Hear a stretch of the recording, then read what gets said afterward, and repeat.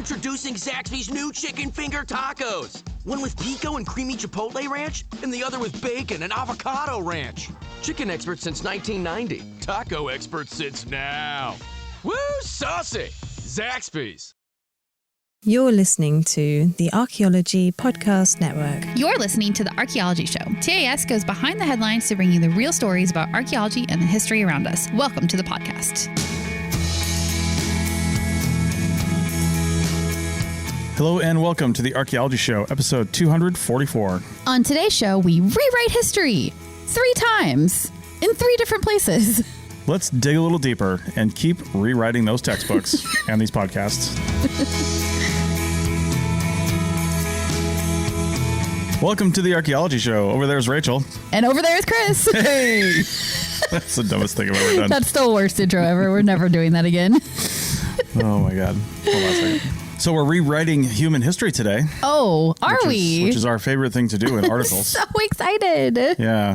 The fact that I could find at least 2 articles that literally had that in the headline within a few weeks of each other. Like exactly those words, Yeah. rewriting human history. Yeah.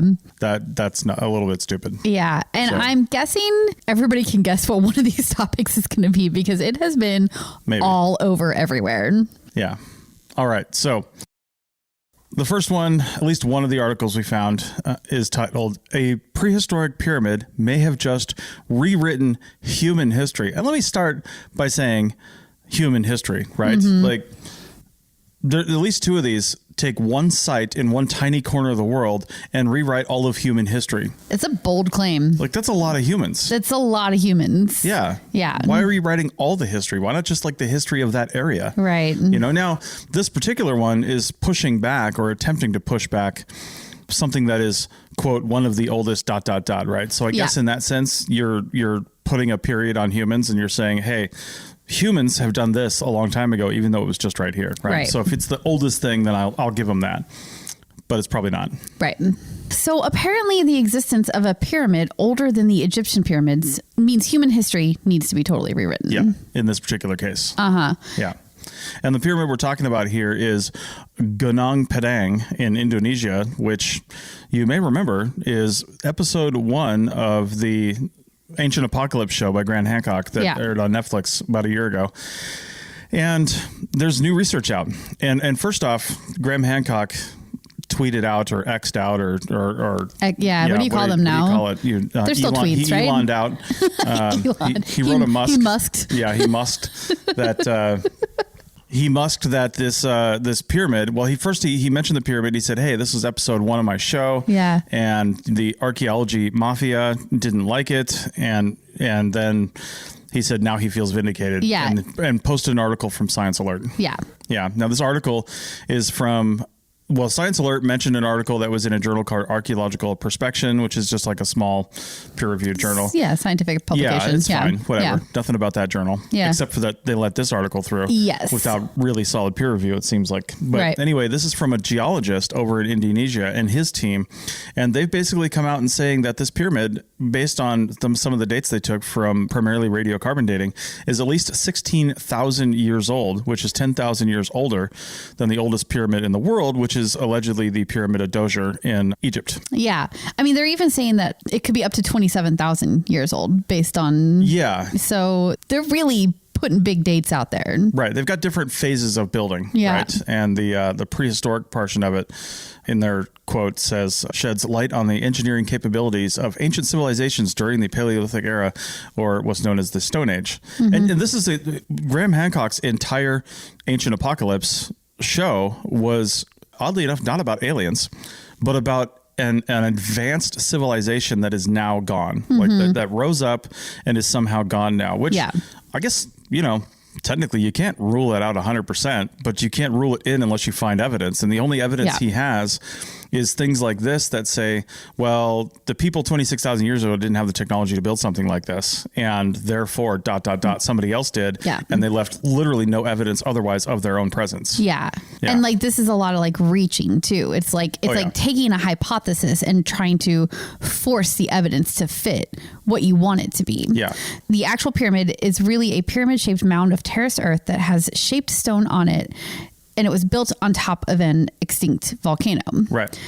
And we know that it's old. Most estimates put it at just under 2,000 years old. It might be one of the oldest examples of this type of structure on a hill in Indonesia. So that makes it a really important and significant archaeological site. But what they're trying to do, these researchers, is make bigger, grander claims about it, and also bring in the geology of the hill and claim that the geology, the shape of it, the terracing on it, the natural terracing is not natural. It was built by man. And that's where the problem comes in. Yeah. And even the thing is, let's say people, because there are definitely people in this area 26,000 years ago. I mean, that's not a joke. Yeah. That's actual real things. It's not like saying 26,000 years ago in northern hemisphere of the United States, of North America. Because that's subject to some debate. There's still a lot of conversation there. Yeah. But in Indonesia, I mean, we have existence of Java man came from Indonesia. It did, yeah. Dating back a few 100,000 years, right? So we know that people have been there for an incredibly long period of time. Yeah. They've been living there, dying there, making civilization there, and doing all their things. So it's not out of the realm of possibility that they could have built some mound-like structures, put up some dirt together and done some things. Sure, go ahead. Why not? Yeah. We just don't think the evidence is really there, and that really there was some solid prehistoric structures, maybe a few thousand years old, built on top of this natural formation that maybe could have been terraced or shaped or something like that, but almost certainly wasn't built. Yeah, right? Yeah, definitely. So. Yeah, this Indonesian geologist, Danny Hillman Nadawaja, I don't know. So another place to get some good information about this is the pseudo-archaeology podcast that Dr. Andrew Kinkella did, and we'll link to that in the show notes. But he went over this in depth as well, and he pronounced it Nadawaja. So let's go with that. Yes, and he is a doctor. So he is a doctor, so you must believe everything he says. He is an archaeologist of note and part of the mafia. And actually, I'm totally joking, because you should definitely not always believe people because they have credentials in front of their name, although Andrew's pretty good. Yeah. But yeah, so this Danny fellow, I'm sorry. I'm so skeptical of him. He is a native person, Indonesian person, so I always want to, when you have somebody who is native to the area, you always want to take in their views because sometimes they have a bigger knowledge that people coming in to do the work don't have. Like Native Americans just have a more interesting perspective on archaeology in this country than white archaeologists do. It's just true. But you do have to draw a line somewhere between what is fiction and what is fact, and what is maybe a little bit of nationalist pride here too. It seems like he kind of just wants Indonesia to have this crazy old pyramid, and look what he did. He made a huge splash with this article. So, I mean, I guess he's getting what he wants in that respect. It's like Piltdown Man in England. The people, the perpetrators of that, or at least it's estimated, because I don't think the actual person who put it together was ever found, but it was speculated that they wanted to put England on the map as the birthplace of humanity and all of civilization, right? Because that's England. It's like that nationalist pride thing. So, but nationalism is a really dangerous thing. It's, I mean, not to go into that too much, but really, the whole thing it's just a really dangerous. Yeah. Anyway. Well, one of the things here from their article, first off, the author says that it proves the prehistoric age was not primitive. Again, one thing does not prove that, even if this was all true. And also, primitive is relative. We know that prehistoric peoples were doing some amazing things. Yeah. So, anyway, The article specifically states that the oldest part of the, quote, pyramid are 27,000 to 16,000 years old, based on a number of tests, including electrical resistivity tomography. That's mapping using electrical resistivity, ground penetrating radar, seismic tomography, another mapping technique, and more sampling and others. And they did some radiocarbon dating and stuff as well. We're not refuting really any of that. No. What they tested, those tests do show things that are that old and can map things that old. We're just not saying what they actually mapped and tested and saw was actually created by humans. Yeah. The jury's still out on that. The geology is good, right? They tested all these geological things and made these conclusions, and that's all good. But if you don't have evidence that people were doing things with the things that you're dating. Yeah. And I guess we can kind of get into that a little bit now, because one of the things they're saying is that the reason we can say that there was human activity is because of the building that they did and the terracing. It's just that most archaeologists have looked at that and said, well, it just could be natural the way that happened. Yeah. And also there's supposedly like tunnels and caves underneath the hill that they found evidence of using these various techniques. But this is like a volcanic lava tube situation, right? Like where you have these natural holes under the ground that don't mean man-made caves. They just mean volcanic tubes and craters or whatever. Yeah, and the thing that gets me too is the lowest part and the oldest part that they're called Unit 3, which was actually exposed by a little bit of a landslide, and they can see that. They say it was constructed during the time frame of 25,000 to 14,000 years. I mean, what kind of coordinated effort could work over the span of 11,000 years? Yeah, that is so long. That is a long time. I mean, they were hard pressed to build a pyramid in a couple generations, right?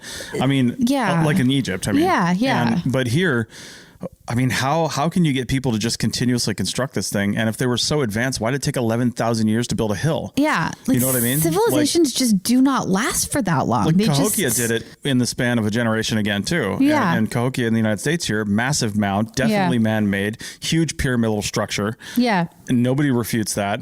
And yet, you know, while it was difficult to build, it didn't take 11,000 years. No, it didn't. So that's definitely suspect immediately. Yeah. And then there was a hiatus apparently for about 6,000, 7,000 years. And then Unit 3 was buried around 7,900 to 6,100 BCE. And then a few thousand years later, 6,000 to 5,500, Unit 2 was built. Again, this construction time frame just makes no sense. Yeah. And then there was another 3,000 year hiatus, and then another construction phase. And Unit 2 was actually excavated and then filled between 1393 and 1499. Wait, so they were BCE. doing archaeological work on their own? Well, like that doesn't mean archaeological. I know, I'm just joking. Means dug out. I'm joking. Yeah, reutilized. Yeah. Now that I believe. Yeah, that's true. Yeah, I mean, we saw evidence of that in the Parthenon, right? Where they were burying and unburying things all the time there. So yeah. And maybe those guys visited Greece and saw the Parthenon and were like, hey, that looks like a good idea. So anyway, it just means that someone had advanced construction techniques before agriculture was adopted is what they're trying to say. That's what they're trying to say. That's what they're trying to say. Yeah. But again, there's no other evidence of that. You know, and why didn't they leave something else around? Why, if they had these advanced construction techniques and stone carving and stuff like that, like, where's the rest of their stuff? Yeah. You know, it wasn't all wood and fabric. Where's the rest of their stuff? It's interesting you say that. In the Hot Cup of Joe article that we're going to link to, he talks about the one artifact that they do report on, and they call it an amulet, right? It's like this round thing, and you can see some like sort of wavy shapes on it, right? Yeah. And they call it an amulet. Well, researchers around the world who've been given access to this have looked at that and said, no, that's a coin. It's a coin that was made between 1914 and 1945. Here's one in perfect condition. And they even he's even got this little like map thing, like lining up the points where it matches. And you can see that the design on this supposedly, I think he said like 20 something thousand year old amulet is actually just this coin. So it's going into this, having a hypothesis, a view, what you want this to be, finding something that is legitimately old. I mean, it's at least 50 years old, if not 100, right? And deciding that fits your many, many, many more thousands of years older idea, and just like forcing it into that box. And that's the problem with this research and this study, for sure. Yeah. And the only thing that really dated was some charcoal stuff from carbon-14 dating. Yeah.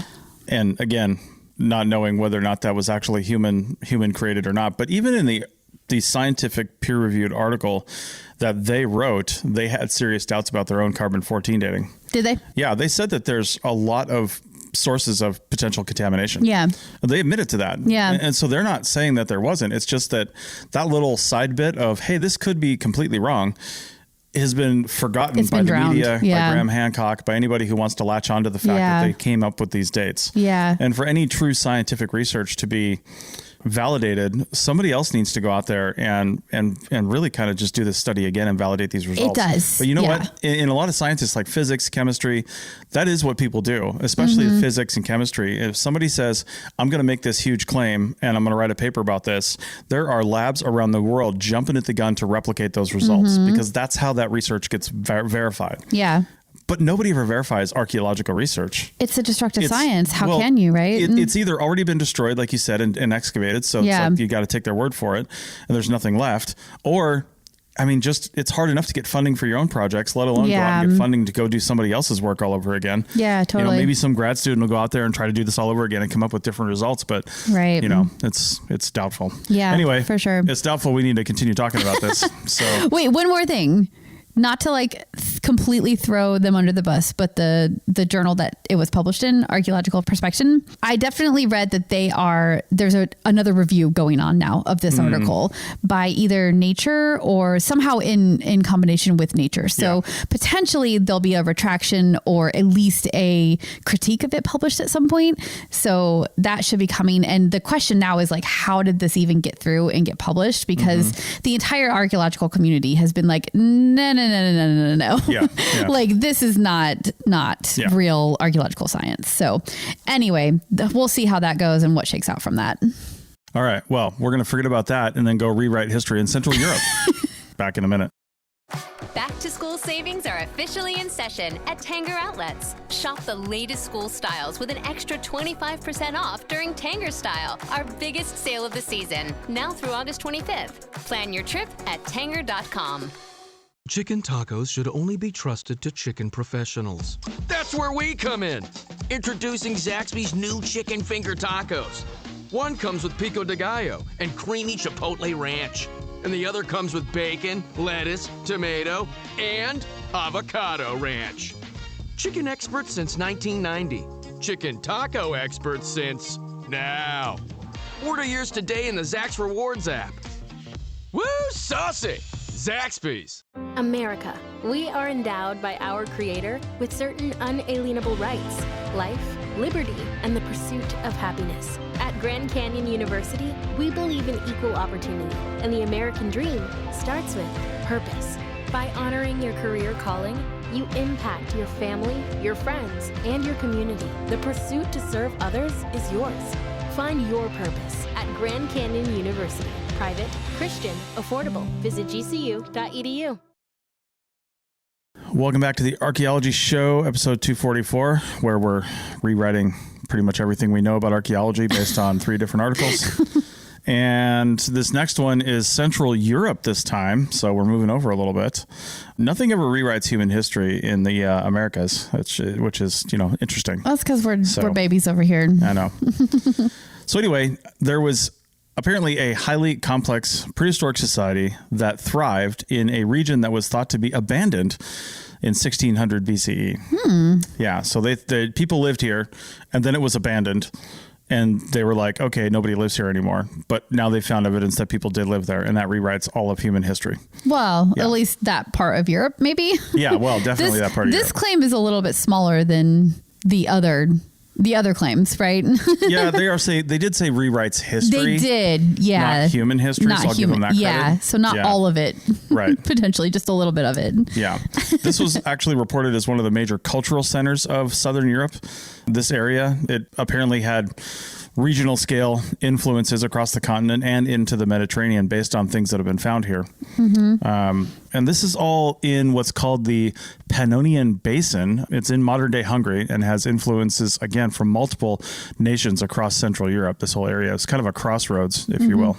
There was a Bronze Age society there that was complex and influential, and they lasted centuries before abandoning, quote unquote, the area in 1600 BCE. And they did it somewhat suddenly, apparently. Right. Which is always garbage. Like, why do people actually believe that? It's somebody was doing research and excavating out there. Again, probably one person over the course of an academic career or something was in this area. And I don't know, they have dates going up to, or at least evidence going up to around 1600 BCE. And then for whatever reason, they haven't found anything else that dates to after 1600 BCE. So then it's like, why was this abandoned? Now, places do experience a collapse when some of the resources, or maybe they were all killed by a rival, whatever. You might have evidence of something like that. You for might sure. see that. Yeah. But then there are some places where you don't really have the evidence, like Easter Island. For the longest time, nobody could figure out why they A, built all these heads, and then B, disappeared completely.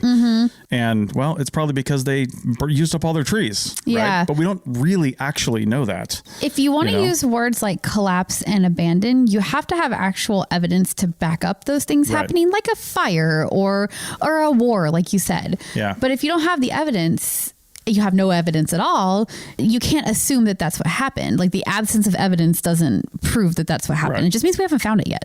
There's a great book that's actually full of garbage by Jared Diamond called Collapse. He wrote Guns, Germs, and Steel, which is probably his most famous book that came out. But then after that, he wrote Collapse, and it deals with the collapse of civilizations around the world, notably Easter Island, the quote unquote Maya collapse, which is not a collapse. It's not a collapse. The Roman Empire collapse, which kind of was a collapse, but again, not really. But not really, because the people aren't gone. They just... No, and that's the whole point of all this, is the people are generally still there, but maybe the political organization that was around them and structure did collapse and change. Yeah. I mean, that does happen. And then therefore that really visual influence that they create all these big things and they do all this stuff, maybe that died out a little bit, but the people are still like, I'm just going to keep eating maize. They're just living their life. Yeah. Having that, what's that chocolate drink they drink down there? Or is that Peru? In Peru, there's a couple. Know. Yeah, I don't know. Well, anyway, they're having fun. They're enjoying life. Yeah, they are. Yeah, I mean, they live in Cancun, for Christ's sake. They're just partying it up. I think I just struggle with the word collapse in general because it does make it sound like all of a sudden society ended, everybody died. But that's just not. It's just so much more complicated than that. It's such a simplistic way to look at what happened. Yeah. So yeah, part of this so-called abandonment of this area is supported a little bit by previous research suggesting a regional scale collapse and an abrupt end of the dominance of the area, I guess, culturally, after decades of depopulation. Right? Okay. So the fewer and fewer people, and then all of a sudden it was just unsustainable. Yeah. Right. So then the current research, though, again, like we're just saying, still there. Yeah. Right? Suggests that they just kind of adapted to a new normal and intensified their long distance networks and complexity, actually. But it almost sounds like what they were trying to say is people weren't necessarily coming through here anymore as this cultural center. They were going out for whatever reason or slowed down. And then these guys were just going out and branching out. So there's less evidence of other stuff, in that high quantity being here and coming here and showing these large scale influences because they were traveling out and trading in the distance. Yeah. Which makes sense because the power, it transitions all the time between places around the world. That's a common pattern. So because it transitioned from one place to another doesn't mean that all of a sudden it collapsed and people were gone. Yeah. Yeah. One of the lead authors on here says that they knew all along that societies in Europe at this time were interacting at a continental scale. And that's one of the things Jared Diamond actually talks about in Guns, Germs, and Steel is the rise of Europe and how it's kind of geologically based and how, because of the nature of how it's situated, it made it easy for people to interact with each other. Right. And that's one thing that actually is true. And they knew about material, the researchers knew about material and symbols from the area and that they were influential in Europe. They just didn't know where it all came from, some of these other things. And this changes that, providing somewhat of a missing link, right? So when they started expanding out their network rather than people coming through here, again, they just didn't know where all that stuff came from. They've seen evidence of cultures from this area around, but they didn't really know where it came from. And now they've got evidence that it came from here. Yeah, it was probably just dispersed rather than concentrated in one complex or something like that, right? Yeah. Interestingly, they identified 100 new prehistoric sites using Google Maps. And you know what? I love maps. And sometimes when we get into a travel binge when we're planning, I'll just look at some place and then I'll just zoom in real close on the satellite and just kind of scroll around. Yeah, you just kind of start scrolling and all of a sudden I'll be like, what are you doing over there? And you're looking at the mountains nearby or something. I know. But the crappy thing is I won't know if I'm seeing something that nobody else has seen. Right. Unless you do the research and you say, and you have the map of all previously recorded sites and that kind of stuff in front of you. Yeah, you need the previous research. Yeah, and exactly. He was like, oh, this looks interesting, but is it just something everybody knows about or something people don't know about? Just because there's a satellite image of it doesn't mean people know about it. Right. Yeah. Satellites are dumb. They just take pictures. Yeah, totally. Yep. So the sites are in an area that encompasses 8,000 square kilometers. And the evidence says these small settlements spread out from former centers that were abandoned. And it's a shift from intensive to extensive settlement patterns. So intensive in one spot as opposed to these smaller spots there's more of them spread out around this area. Yeah. They were harder to find up until now because they're more flat settlements, so to speak, like literally flat, with ditches around them instead of ramparts, which are built up and more easily identified using other methods. So right. You can't visually see them probably as easily from the ground, maybe? Not from the ground and not even from like a lower altitude. It takes that satellite imagery to really pull it out. Right. So the satellite imagery that they used to find some of these sites initially, they backed up with random excavation, I mean, random like sampling, on some of those. So they also say that climate change in the region could explain some of this. They said it could also be just what was happening and not necessarily a cause, but there was climate change happening. Okay. Right. Yeah. So they might have just adapted and overcame, but it may not have had an influence on the growth or decline of the society one way or another. Yeah. Because you don't know. In most cases, we do now because we're aware of it, but we don't know that climate change is happening when it's happening. Right. Even on a generational scale, you might think back and say, "Oh, Grandpa said it was really warm here or really cold back in this time," but I don't know. You're just not really aware of it. Yeah, climate totally. change is so big. So what's really new is the way everything fits together to reveal a complex and well-organized society. And it seemed to downplay hierarchies too. So just like totally different from what it was before this time.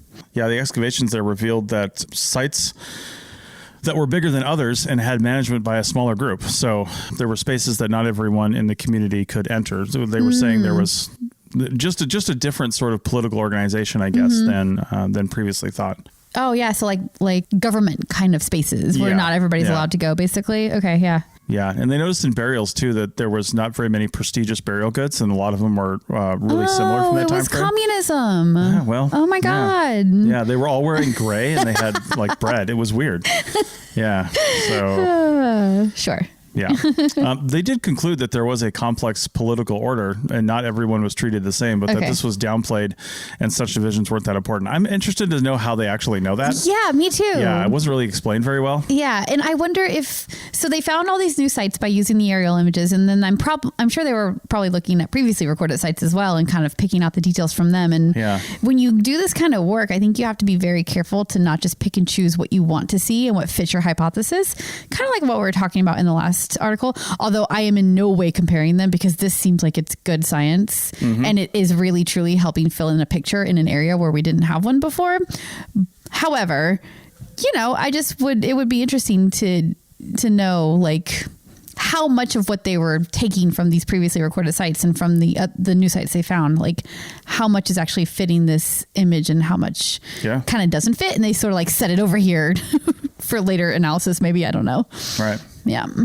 All right. Well, now that we've rewritten the history of Europe, or at least Central Europe, we're going to go down to Spain and challenge some archaeological assumptions. And, they didn't say this in the article, but we're going to possibly see the 3,000 plus year old history of the LGBTQ plus community back in a minute. Nice.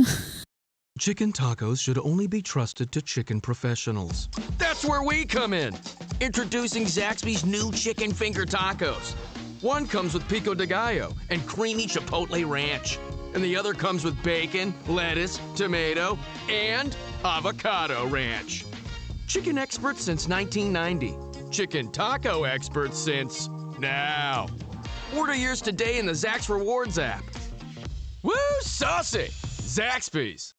Back to school savings are officially in session at Tanger Outlets. Shop the latest school styles with an extra 25% off during Tanger Style, our biggest sale of the season, now through August 25th. Plan your trip at tanger.com.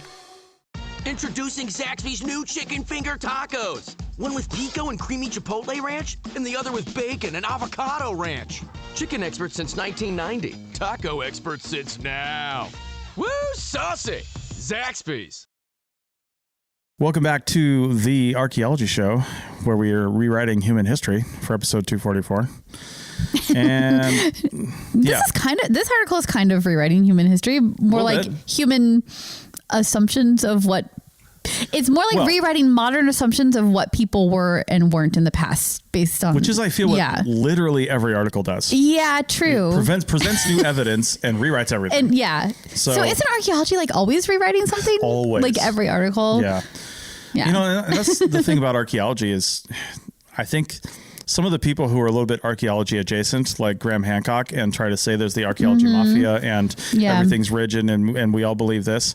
It does seem that way when you write a textbook that says this, and this happened in the archaeological record. Right. You never really say maybe, could have, I think it did, stuff like that. You just say based on the evidence, this is what happened. Yeah. And then we have no problem saying when new evidence shows up, okay, based on the evidence, now happened. This is what happened. Yeah. Right. We just don't have a problem doing that. Yeah. But literally the rest of the world does have a problem because they're used to things that are more hard sciences. Yeah. Like, when the Large Hadron Collider finds a new particle, that's not, maybe we found a new particle. No, that is a new particle. Yeah. And you can replicate that result. And there's examples of this in non-archaeological sciences, like Pluto, I think is a really good example. Yeah. Like the public would not let go of Pluto being a planet, right? And it's because most people grew up with Pluto being a planet. You grew up that way and you just did not want to stop saying that there were 9 planets and Pluto was the smallest one, And that is, I'm with Neil deGrasse Tyson. Wait, it is a planet again though, isn't it? I don't know. Oh, God, I don't even know. I'm with Neil deGrasse Tyson though. He's the one that actually came out and said it's actually not a planet. Uh-huh.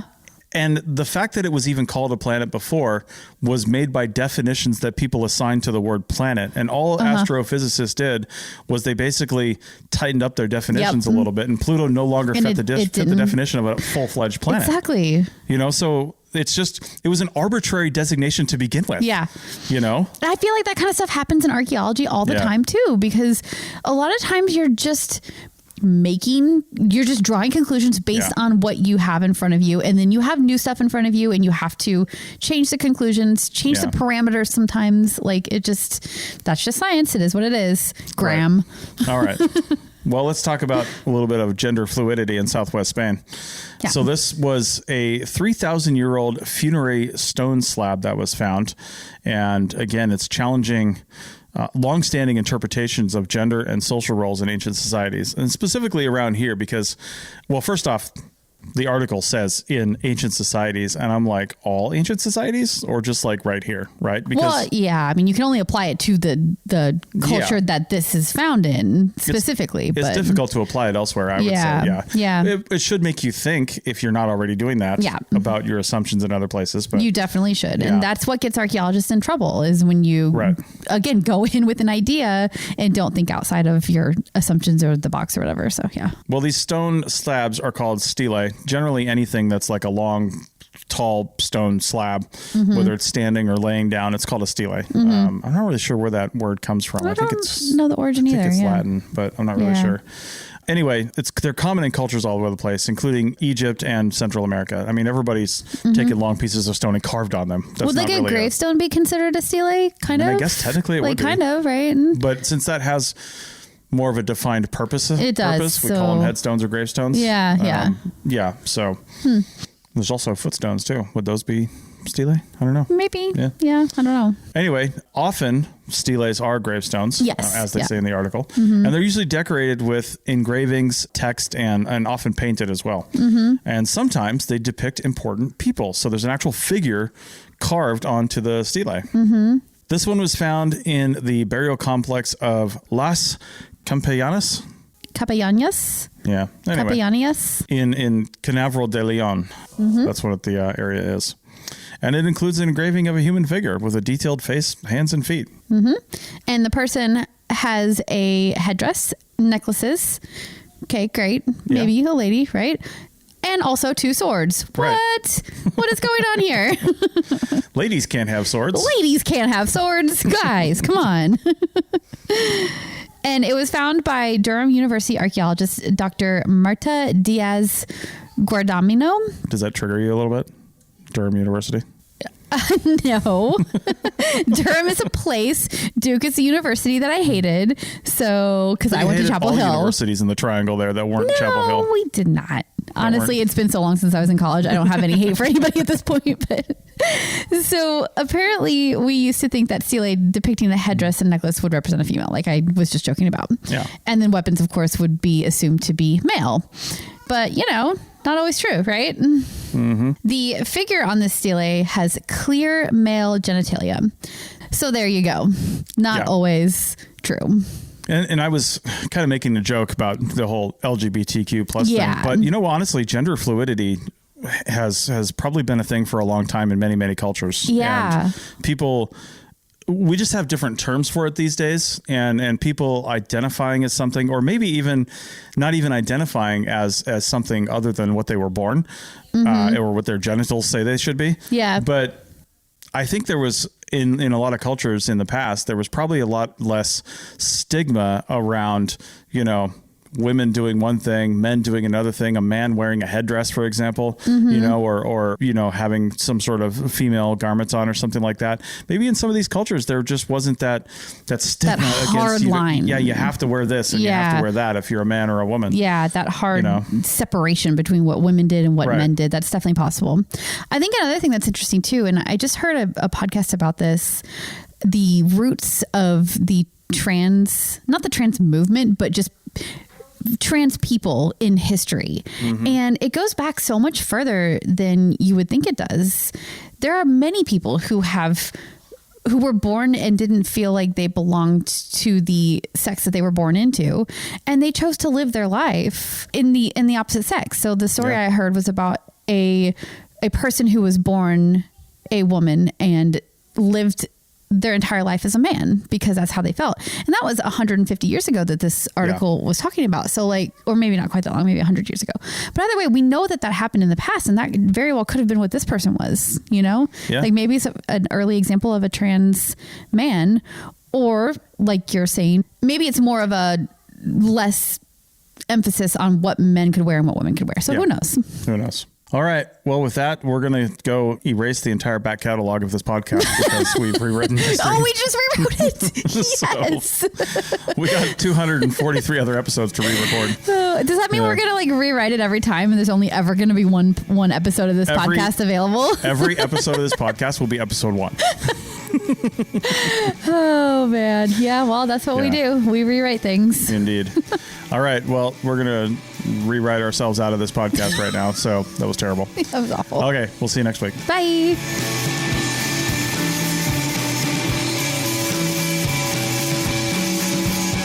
Thanks for listening to The Archaeology Show. Feel free to comment and view the show notes on the website at www.archpodnet.com. Find us on Facebook, Instagram, and Twitter at ArchPodNet. Music for this show is called I Wish You Would Look from the band Sea Hero. Again, thanks for listening and have an awesome day.